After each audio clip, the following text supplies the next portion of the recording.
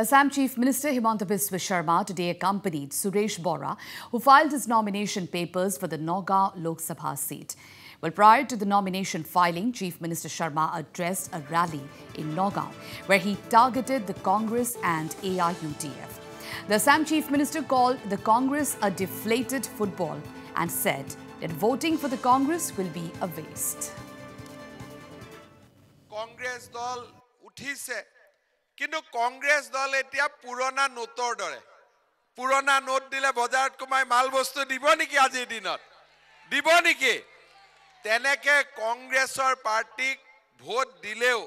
কংগ্ৰেছে আমাক একো দিব নোৱাৰে ইলেকশন আহিছে কংগ্ৰেছৰ কথা কৈ লাভ নাই এবিলাকত পাম যোৱা ফুটবল হয় কোনে ভোট দিব কংগ্ৰেছৰ কোনবাই ভোট দিব নেকি পামে নাই গতিকে এইকাৰণে মই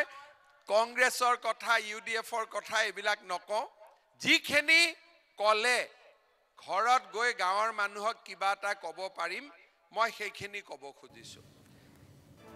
Meanwhile, addressing the election rally, Chief Minister Sharma further said that while 97,000 government jobs have been provided to youths in the state, while following the target of 1 lakh jobs, now the government has increased their target and 50,000 additional government jobs will be announced in the coming days.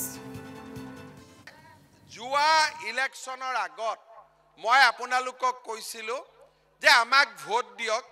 আমি 1 লাখ লৰা ছোৱালীক সৰকাৰি চাকৰি দিম কোনো পইচা পাতি নোহোৱাকৈ আজিকালি চাকৰি পায় 1 লাখৰ ভিতৰত ৯৭,০০০ক মই চাকৰি দিলো আজি মই আপোনালোকৰ আগত কৈছো যে আৰু ৫০,০০০ চাকৰি আমি যুৱক যুৱতী সকলৰ বাবে খুলি দিম আগত 1 লাখ আছিল এতিয়া 1 লাখ পাৰ হৈ গল মই ১.৫ লাখলৈকে যাব খুজিছো